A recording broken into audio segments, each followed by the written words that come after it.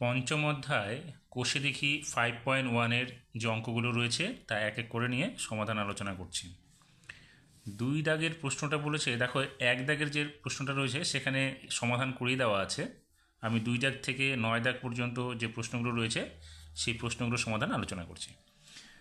2 নম্বরে বলেছে, আমি আমার দাদার থেকে 4 বছরের ছোট, দাদার বয়স x বছর হলে আমার বয়স দাদার বয়সের মধ্য দিয়ে লেখার চেষ্টা করি।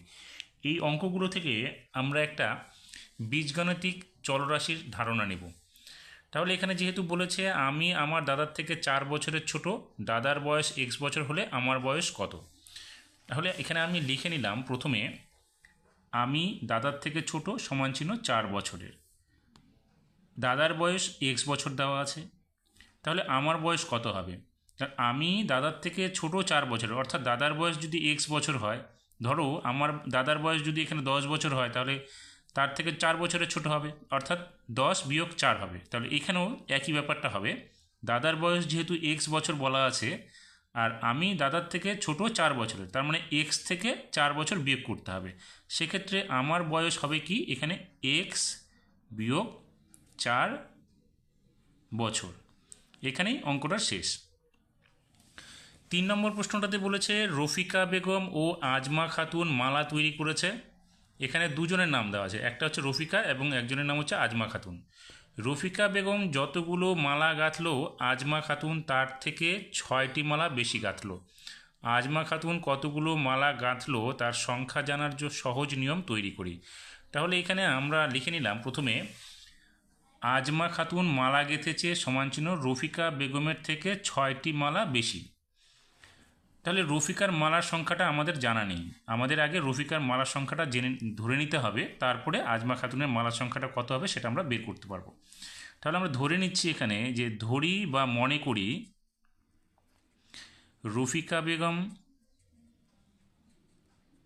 রফিকা বেগম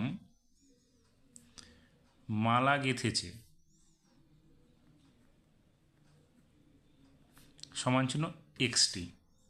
এখানে এক্সটি লিখতে হবে এরকম কোনো ব্যাপার নেই, তুমি এখানে পি কিউ এম আর এইরকম যা খুশি একটা সংখ্যা লিখতে পারবে। তাহলে রফিকা বেগম যদি এক্সটি মালা গেঁথে, তাহলে আজমা খাতুন কটি মালা গেঁথেছে, রফিকা বেগমের থেকে 6টি মালা বেশি গেঁথেছে। তাহলে আজমা খাতুন মালা গেঁথেছে কয়টি হবে, এক্সের সঙ্গে আরও 6টি আমি যোগ করে দেব। তো এইটাই হয়ে যাবে আমাদের প্রশ্নটির উত্তর। এরপরে 4 নম্বরে বলেছে আমাদের দোকানে অনেকগুলি মোম রঙের প্যাকেট আছে, প্রতি প্যাকেটে 12টি মোম রং আছে, প্যাকেট না গুনে দোকানে মোট কতগুলি মোম রং আছে সেটা হিসাব করার সহজ নিয়ম খুঁজি। তাহলে এখানে প্রতি প্যাকেটে মোম রং আছে 12টি করে, তাহলে আমরা লিখে নিলাম এখানে যে প্রতি প্যাকেটে মোম রং আছে 12টি। এবার আমাদের প্যাকেট সংখ্যা জানা নেই, তাহলে দোকানে কতগুলো প্যাকেট আছে সেটা আমরা একটু যদি ধরে নিই, তাহলে আমরা কতগুলো মোম রং আছে একটা সহজ নিয়ম পেয়ে যাব। তো এখানে আমি ধরে নিচ্ছি যে ধরি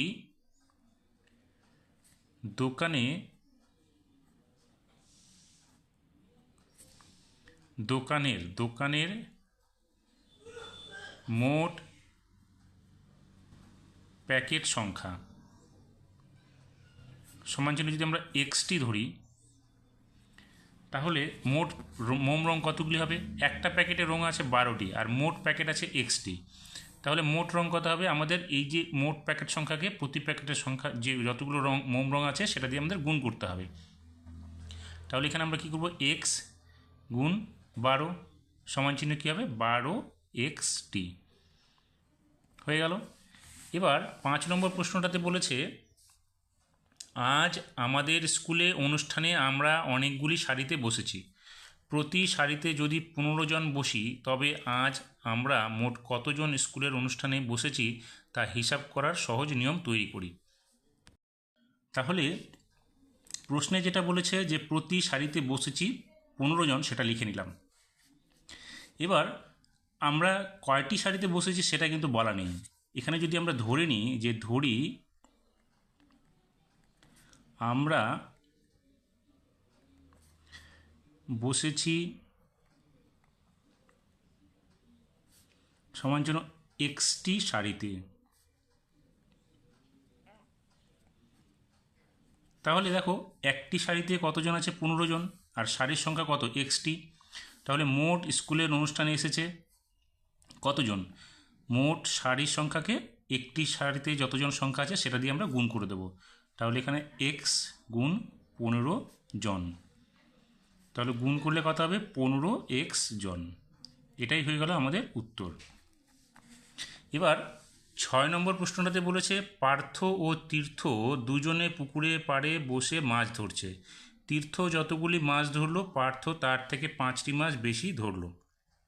পার্থ কতগুলো মাছ ধরলো তা তীর্থর ধরা মাছের সংখ্যা দিয়ে প্রকাশ করতে হবে।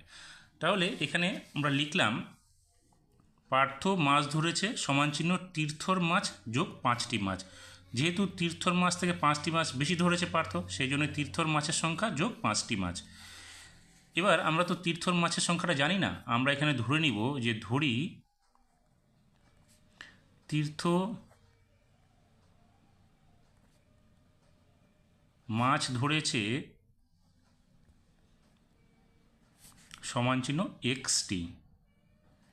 তাহলে পার্থ কতগুলো মাছ ধরবে, তীর্থর থেকে 5টি বেশি, তাহলে এক্স যোগ 5। কারণ তীর্থকে আমরা ধরেছি হচ্ছে 5টি মাছ, আর পার্থ তার থেকে 5টি মাছ বেশি ধরেছে, তাহলে এক্স প্লাস 5টি মাছ ধরেছে আমাদের পার্থ। হয়ে গেল। এবার 7 নম্বরে কি বলেছে, মিতা ও মায়া কাগজের নৌকা তৈরি করেছে। মিতা মায়ার থেকে 2টি নৌকা কম তৈরি করলো। মিতা কতগুলো কাগজের নৌকা তৈরি করলো হিসাব করার সহজ নিয়ম খুঁজি। তাহলে মিতা আর মায়া, এখানে দেখো বলেছে মিতা মায়ার থেকে 2টি নৌকা কম করেছে, তার মানে আমাদের মায়ার যে নৌকার সংখ্যা সেটা আমাদের জানা নেই। আমরা লিখে নিলাম মিতা নৌকা তৈরি করলো সমান চিহ্ন মায়ার তৈরি নৌকা বিয়োগ 2টি নৌকা, কারণ 2টি নৌকা কম করেছে মিতা। তাহলে আমাদের এখানে মায়ার সংখ্যাটা ধরে নিতে হবে। আমরা ধরে নিচ্ছি যে ধরি মায়া নৌকা তৈরি করেছে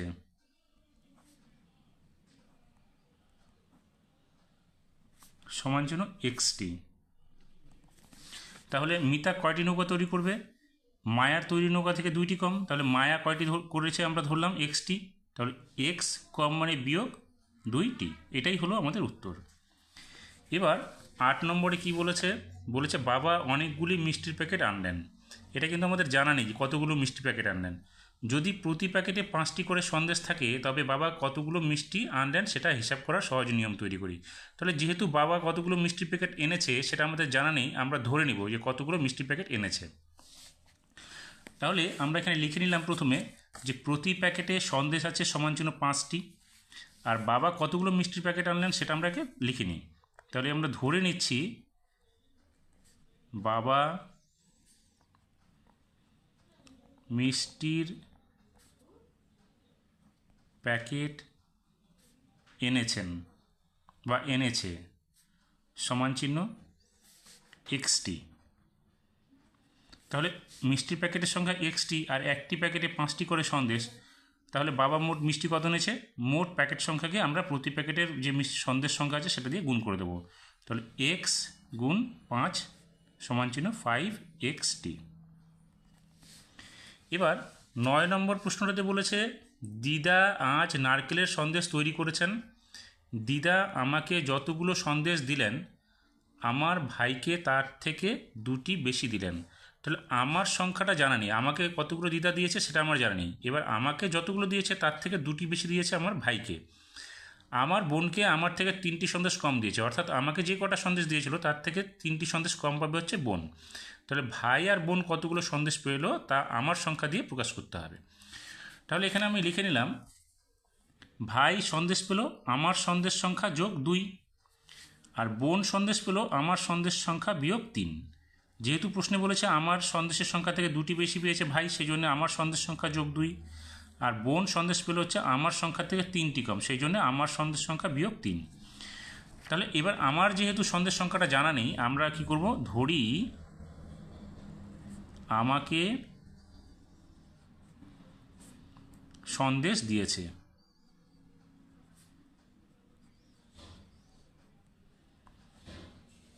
কত, আমরা একটা ধরে নিলাম এক্সটি দিয়েছে আমাকে।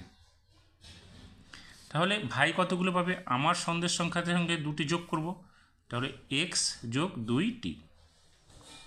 আর বোন কি পেয়েছে, বোন আমার থেকে 3টি কম পেয়েছে, তাহলে x বিয়োগ 3t। এই হয়ে গেল আমাদের অঙ্ক দুটোর সমাধান। আশা করি সমাধানগুলো ভালো লেগেছে। ভালো লাগলে অবশ্যই এই ধরনের সমাধান পেতে চ্যানেলটিকে সাবস্ক্রাইব করবে এবং বেল আইকনে গিয়ে অল নোটিফিকেশান ক্লিক করে দেবে, তাহলে পরবর্তী যে সমাধানগুলো সেগুলো তোমরা অবশ্যই পেয়ে যাবে।